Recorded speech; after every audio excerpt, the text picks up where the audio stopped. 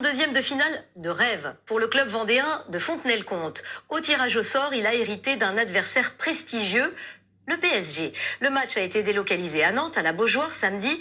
Une joie, un honneur même pour les joueurs, mais aussi pour les habitants qui comptent bien soutenir autant que possible leur équipe. Mathis Pires et Mathilde Brun.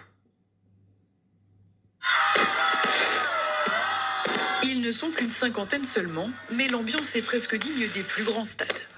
Cop qui chante à tue-tête,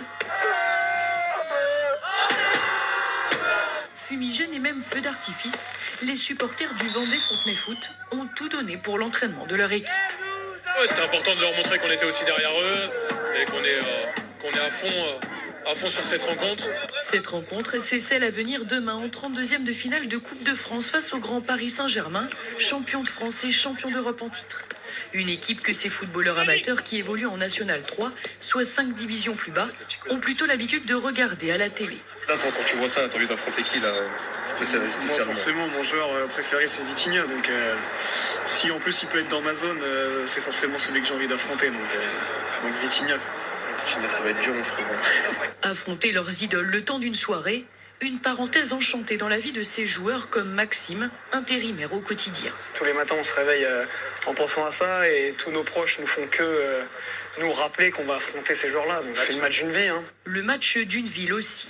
Dans la petite commune de 35 000 habitants, l'effervescence grandit. C'est quand même incroyable. La ville où j'habite va affronter un des plus grands clubs. C'est génial pour les enfants, franchement, ils parlent que de ça à l'école. Et pour la ville, ça fait bouger la ville. Ici, ce magasin de mobilier fait depuis quelques semaines office de boutique officielle du club. Les gens viennent tous les jours pour acheter des équipements qu'on vend en boutique, donc des maillots, des bonnets ou des écharpes. Et ces 3 articles ont été créés uniquement pour ce match face au Paris Saint-Germain. Reste désormais à porter haut les couleurs de Fontenay-le-Comte demain pour un match qui se jouera à Nantes devant un peu plus de 35 000 spectateurs.